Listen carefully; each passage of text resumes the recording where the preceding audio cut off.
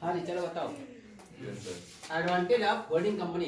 तो advantage of holding company में सबसे पहले क्या निकल के आया है इसमें, सबसे बड़ी जो एडवांटेज निकल के आया है लैक ऑफ कंपटीशन। कंपटीशन की मतलब कि इसमें कमी हो जाएगी एक तरह से। बहुत बड़ा मेजर इसका फैक्टर है कि इसमें कंपटीशन क्या हो जाएगा, कम हो जाएगा। क्योंकि अब 16, 17, 18, 20 कंपनियां अगर कार्य कर रही है सब तो अपना ही है, लेकिन इसका डिसएडवांटेज भी बहुत बड़ा होगा। क्या? Unlimited liability. डिसएडवांटेज का क्या हो जाएगा अभी मैं बताऊंगा, इस बुक में चलूंगा। अभी मैं इसका बेनिफिट दिखा रहा हूँ कि सबसे बड़ी चीज की फायदा इसका होगा कि कंपटीशन में कमी आ जाएगी, ठीक है ना।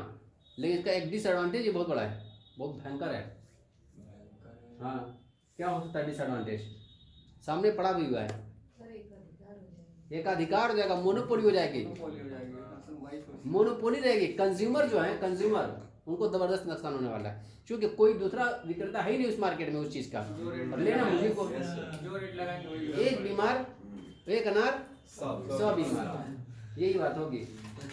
100 लोग लेने वाले हैं, प्रोडक्ट है, जाहिर सी बात है कि बोली लगेगी, बोली मुझको इतने में दे दो, मुझको इतने में दे दो, ठीक है।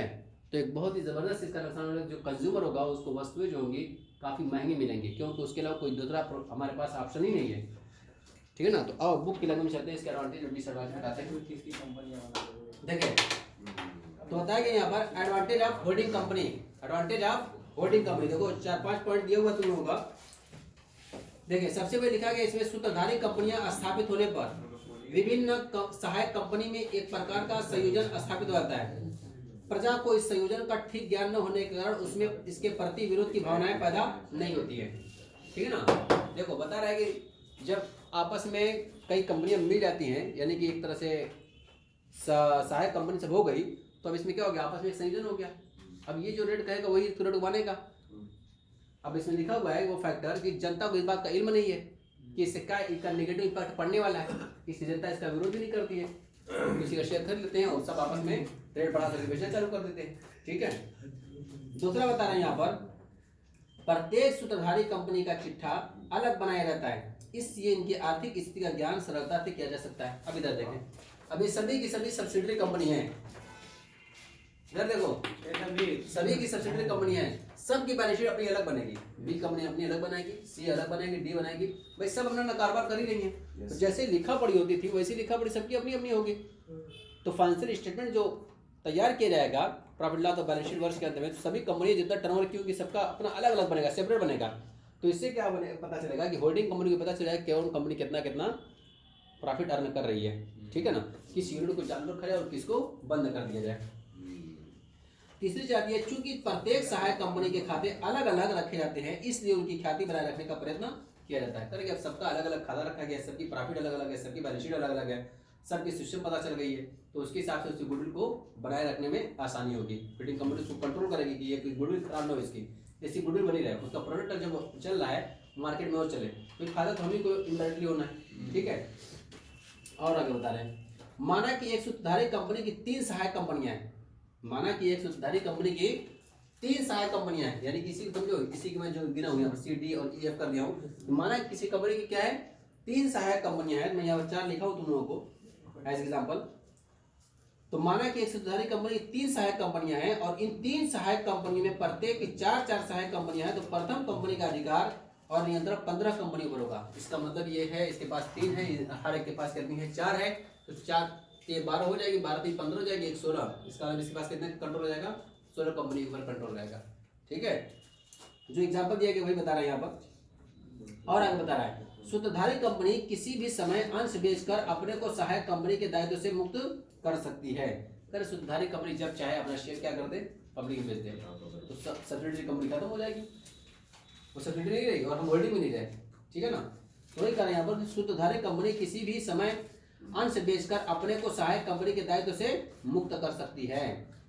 अब सहायक कंपनी की लायबिलिटी है दुनिया भर की, इधर देखो ना सहायक कंपनी की लायबिलिटी है, सहायक लायबिलिटी कौन पेड करेगा, ए लिमिटेड, इसके ऊपर बोझ है, तो चाहे तो क्या कर देगी अपने आप होल्डिंग कंपनी ने साबित करे, तो शेयर क्या कर देगी बेच देगी, तो इसका बोझ इसी के ऊपर रहेगा।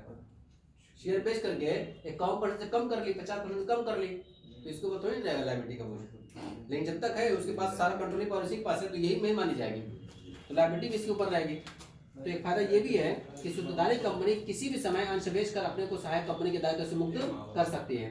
नेक्स्ट बता रहा है कि सहायक कंपनी की हानियों को आयकर के उद्देश्य से अगले वर्ष में ले जाया जा सकता है।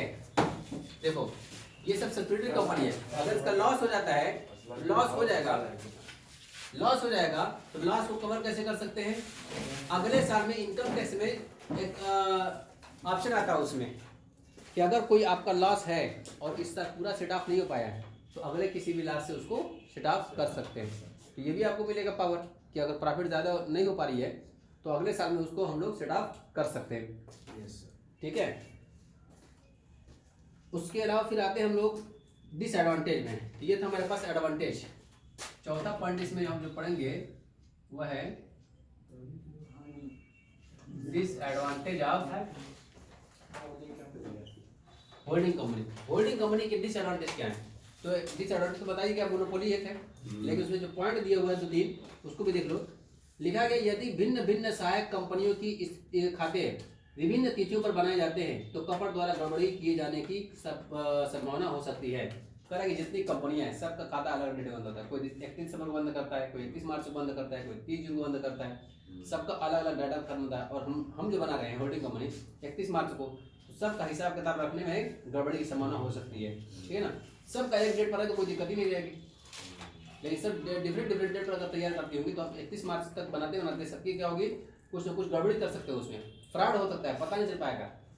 ठीक है ना, तो एक समस्या ये कोई समस्या नहीं है, लेकिन समस्या बना दिया गया, ऐसा होता नहीं है भाई। जब ये होल्डिंग कंपनी इतनी पावर में है कि सबको एक तरफ कर दे तो इसमें क्या करने में दिक्कत है कि सबका अकाउंट अपने हिसाब से रखवाएगी कि तुम दिसंबर में बंद करो, तुम मार्च में बंद करो, तुम जनवरी में बंद करो, समझ में आ रही है ना। लेकिन चूंकि अब कमियां लिखना है तो कुछ ना कुछ काफी भरना होगा तुम लोगों को, तो भरोगे तभी ना। तो ऐसी फालतू का लिखो, मेहनत तो की बात है, सर पार की बातें हैं ये, लेकिन लिखना है। यदि भिन्न भिन्न सहायक कंपनियों के खाते विभिन्न तिथियों पर बनाए जाते हैं तो कपट द्वारा गड़बड़ी किए जाने की संभावना हो सकती है। दूसरा बताया गया अल्पमत अंशधारियों के साथ अहित होने की संभावना होती है। ये एक पॉइंट बन सकता है, अल्पमत। अब अल्पमत अंशधारी किसे कहते हैं? 5वां पॉइंट इसमें आ गया, जिसको हम लोग बोलते हैं माइनॉरिटी इंटरेस्ट। माइनॉरिटी का अल्पमत जिसका अधिकार अंशधारी, माइनॉरिटी इंटरेस्ट शेयर होल्डर। तो अल्पमत अंशधारी किसे कहते हैं? अल्पमत माइनॉरिटी इंटरेस्ट वाले शेयर होल्डर। जाहिर सी बात है भाई, अगर मैं किसी कंपनी का 60% शेयर ले लिया हूँ तो बाकी 40% क्या है? माइनॉरिटी नहीं है। माइनॉरिटी का मतलब क्या है? अल्पसंख्यक, जो संख्या में कम, अल्पसंख्यक। यही नहीं होता है अल्पसंख्यक, बहुसंख्यक और अल्पसंख्यक। बहुसंख्यक मेजॉरिटी और ये माइनॉरिटी। तो इसका मतलब अगर किसी का मैं 60% शेयर लिया वो तो बाकी 40% क्या हो जाएंगे? माइनॉरिटी वाले हो जाएंगे। तो अब ये जो सोचो कि ए लिमिटेड जब 60% तक बैठ करके सारा कंट्रोलिंग पावर करने लगेगी तो उसे सिर्फ वो अपना हित सोचेगी, अपना इंटरेस्ट देखेगी, अल्पसंख्यक का हित नहीं देखेगी। तो जो अल्पसंख्यक अंशधारी होंगे उनको क्या बोलते हैं हम लोग? हैं माइनॉरिटी इंटरेस्ट वाले शेयर होल्डर बोलते हैं। अल्पसंख्यक हितधारी बोलते हैं, क्या बोलते हैं? अल्पसंख्यक हितधारी। तो जाहिर सी बात है कि सबसे बड़ा डिसएडवांटेज ये भी निकल के आया कि जब होल्डिंग कंपनी होगी तो सब्सिडरी कंपनी के जो माइनॉरिटी वाले होंगे उनका अहित हो सकता है, उनका शोषण हो सकता है, उनकी बात को सुनने वाला नहीं होगा। जब मनवाना होगा तो ये मनवा लेंगे अपनी होल्डिंग कंपनी वाले, शोषण उनका होता रहेगा। तो एक डिसएडवांटेज ये भी है और ये लॉजिकल है।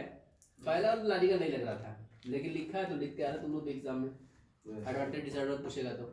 लेकिन ये तुम लोग लॉजिकल है कि अल्पमत अंशधारी के साथ अहित होने की संभावना हो जाती है। तीसरा बता रहा है सूत्रधारी कंपनी की इच्छानुसार सहायक कंपनियों में अत्यधिक पारिश्रमिक पर संचालन व अन्य अफसरों की नियुक्ति की जाने की संभावना होती है। तो कह रहे सूत्रधारी कंपनी की इच्छानुसार यानी होल्डिंग कंपनी के हिसाब से बोर्ड ऑफ डायरेक्टर में जितने चाहें अपने आदमी डाल सकते हैं, तो ये भी इम्पैक्ट पड़ेगा उसका। तो ये बता रहे हैं यहाँ पर सूत्रधारी कंपनी की इच्छानुसार सहायक कंपनी में अत्यधिक पारिश्रमिक पर संचालकों अन्य अफसरों की नियुक्ति किए जाने की संभावना होती है।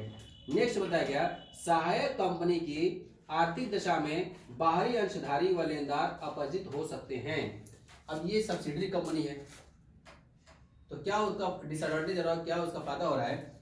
और जो उसके डेटर क्रेडिटर है, जो डिबेंचर होल्डर है, उनको इस बात का इल्म ही नहीं हो पा रहा है, क्योंकि ये जो आदमी बैठा रहे यहाँ पर ना, अधिक पारिश्रमिक को बैठा रहा है, लिखा है यहाँ पर कि सैलरी खूब ज़्यादा दिलवा रहा है। अपने ही घर के लोग होंगे इसमें, खूब बैठा करके इसमें बड़ा डाटा बना करके सैलरी खूब दिलवा रहा है। जो उसके शेयर होल्डर्स हैं और उसके जो क्रेडिटर्स हैं उन पर नेगेटिव पड़ पड़ेगा भाई। प्रॉफिट उनके पास जब होगी नहीं तो जाहिर सी बात उनको प्रॉफिट भी कम मिलेगी, खर्चा सारा इस देखा देगी ज़्यादा, और खर्चा के रूप में सैलरी जाएगी। सैलरी किनको जा रही है? सब ए लिमिटेड के अपने ही आदमी बैठा हुए हैं, उन्हीं घर में सैलरी पहुँच रही है, ठीक है ना।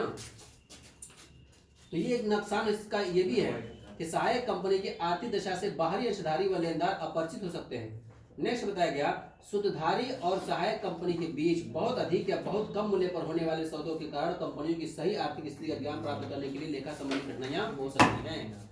अभी इधर देखो, ए लिमिटेड और बी लिमिटेड में जब आपस में कोई लेन देन होगा, इसका माल इसने खरीद लिया या इसका माल इसने खरीद लिया, तो नाम मात्र वैल्यू पर या 10 का था तो 10 में बेचेंगे या तो 11 रुपये में, और वही चीज़ कितने में बेचते हैं हम लोग पब्लिक को? 15 रुपये में बेचते हैं, 12 रुपये में बेचते हैं, 13 रुपये बेचते हैं, लेकिन ज़्यादा वैल्यू बेचते हैं।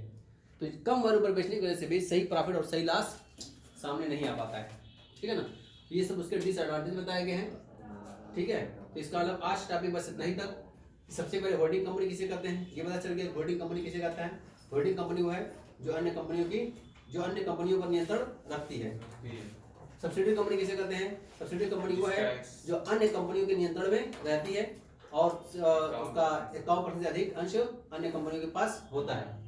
एडवांटेज ऑफ होल्डिंग कंपनी बताया चल गया कि एडवांटेज क्या होंगे, और डिसएडवांटेज ऑफ कंपनी अभी 4-5 पॉइंट इसका भी पढ़ा गया है। माइनॉरिटी इंटरेस्ट किसे कहते हैं? अल्पसंख्यक हितधारी, यानी कि जो अल्पसंख्या में होते हैं, कम संख्या में जो शेयर होल्डर होते हैं, ठीक है ना, और उनके साथ अहित होने की संभावना ज्यादा होती है, उनका शोषण हो सकता है, ठीक है ना।